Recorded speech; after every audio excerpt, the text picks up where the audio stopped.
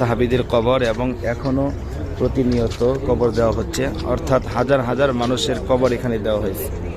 সুবহানাল্লাহ।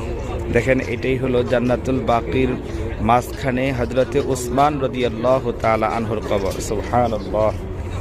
দেখেন প্রিয় বন্ধুরা, আমি আপনাদেরকে দেখানোর চেষ্টা করছি, এটাই হযরতে উসমান রাদিয়াল্লাহু তাআলা আনহুর কবর। সুবহানাল্লাহ। চতুর্দিকে দেখেন কত মানুষ দাঁড়িয়ে আছে এই কবরে। বিশেষ করে এই যে এইটাই আমি আপনাদের দেখানোর চেষ্টা করছি। দেখেন সুবহানাল্লাহ, 1400 বছর আগের কবর। সুবহানাল্লাহ, আল্লাহু আকবার। এটাই জান্নাতুল বাকি কবরস্থানের মধ্যস্থান। জান্নাতুল বাকিতে অবস্থিত হযরতে উসমান রাদিয়াল্লাহু তাআলা আনহুর কবর এটা। হযরতে আবু বকর সিদ্দিক রাদিয়াল্লাহু তাআলা আনহু জান্নাতি একজন সাহাবী, আশারায়ে মুবাশশারার 10 জনের মধ্যে অন্যতম প্রথম নম্বরে যিনি, সেই আবু বকর সিদ্দিক রাদিয়াল্লাহু তাআলা আনহু কবর দেখে দেখে কান্না করতেছেন।